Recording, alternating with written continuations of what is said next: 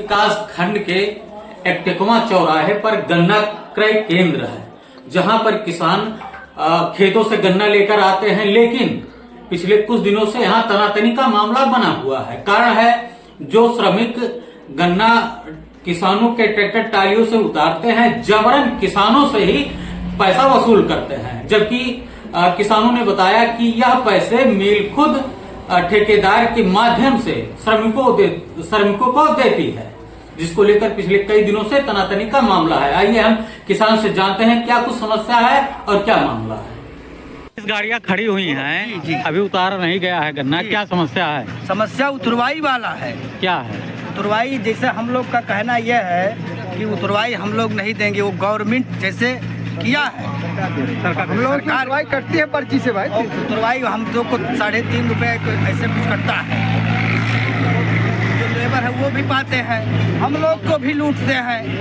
जैसे हमारे 3.5 रुपया प्रति कुंटल आप दे रहे हैं मिल को। हाँ। और मिल किसान मतलब मजदूर को भी दे रहा है और मजदूर आपसे भी ले रहे हैं। जी से भी दे रहा है, नहीं दोगुना दोनों तरफ से। अब कम से कम इनका 3700 रुपया हो जाता है। अच्छा, तो हम लोग का पैसा ही नहीं मिलता, हम लोग भर रहे हैं। कहाँ चला कहाँ दे?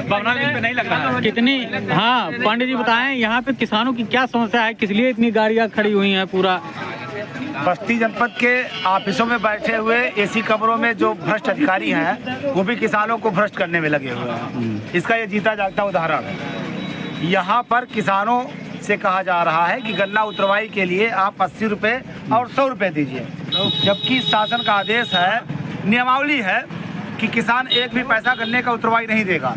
लेकिन 80 रुपये, 100 रुपये या कहीं कहीं 120 रुपये जो भी किसानों से लिए जा रहे हैं, उन्हें भ्रष्टाचारी बनाया जा रहा है ज़बरदस्ती कहकर कि हम अगर आप गन्ना उतरवाई नहीं देंगे तो आपका गन्ना नहीं उतरेगा। अभी आप एकटेकुमा सेंटर पर देख सकते हैं कि यहाँ से जो गन्ना उतारने वाला काम करते हैं, जो मजदूर साथी हैं, वो चले गए हैं। अब मजदूरों को कितना पैसा ठेकेदार देता है, कितना पैसा मिल देती है, कितना पैसा शासन देती है, ये जिम्मेदारी शासन की है। किसान को इससे कोई लेना देना नहीं है। किसान का एक तय है कि हमको हमारे गन्ने का इतना रेट मिलना है, वो किसान को मिल जाए। अब मिल इसका उतरवाई देती है कि मिल इसका फुकवाई देती है कि मिल इसका क्या करती है, मिल जाने।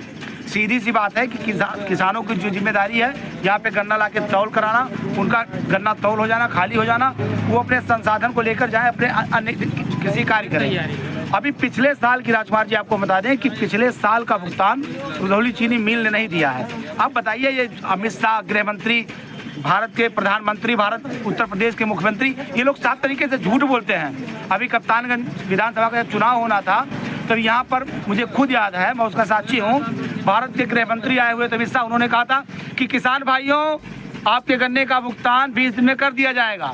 कहाँ झूठ बोलते हो भाई आप हमसे? कहाँ गया हो आपका 20 दिन? अभी बीते जो है 7-8 महीने हो गए, हमारा भुगतान नहीं मिला है। मैं खुद किसान हूँ। क्यों आप साहब झूठ बोलते हैं? आपको शर्म नहीं आती है झूठ बोलते हुए? ये बड़े बड़े नेता, ये ऑफिसों में बैठे हुए भ्रष्ट अधिकारी, ये भ्रष्ट ठेकेदार, सबके सब झूठ बोलते हैं। किसानों को ठगने का काम करते हैं, खाली वो हवाइयाँ लूटना चाहते हैं, बाकी करते कुछ नहीं है। कहीं ना कहीं दोनों तरफ से किसानों का उद्दोहन किया जा रहा है। जाहिर सी बात है, इनको अन्नदाता कहा जाता है, ये दर दर भटकने को तैयार है। और ये भी किसान भी बेवकूफ़ है। इनके जब चुनाव आता है, राजनीतिक पार्टियों को वोट देने की बारी आती है, तो ये अपना जात लेकर ढोते हैं। कोई कुर्मी को बचाने में लगा हुआ, कोई पंडित को बचाने में लगा हुआ, कोई यादव को बचाने में लगा हुआ है। अरे मूर्ख कहीं के, आने वाली पीढ़ियों को बचा लो, तुम अपने बच्चों को बचा लो, उनका भविष्य बनाओ। तुम स्वास्थ्य की बात करो, तुम शिक्षा की बात करो, जातियाँ अपने आप बच जाएंगी। जाति के ठेकेदार मत बनो। लेकिन ये मूर्ख किसान, ये अन्नदाता जो है, ये दर दर भटकता है। दिनों दिन कई दिन लाइन में लगाकर जो है लोग जो है खाद देते हैं। सरकारें कहती हैं खाद की कोई कीमतें नहीं है। भ्रष्ट अधिकारी जो एसी में बैठता है वो कहता है खाद की कोई कीमतें नहीं है। लेकिन सबके सब किसानों को ठगते हैं और ये खुद ठगाते भी हैं और इसके जिम्मेदारी स्वयं भी होते हैं, क्योंकि इन्हें अपनी जाति बचानी है, इन्हें धर्म बचाना है। तो ये धर्म और जाति को बचा लें, फिर किसान को बचाने का क्या ही फायदा है।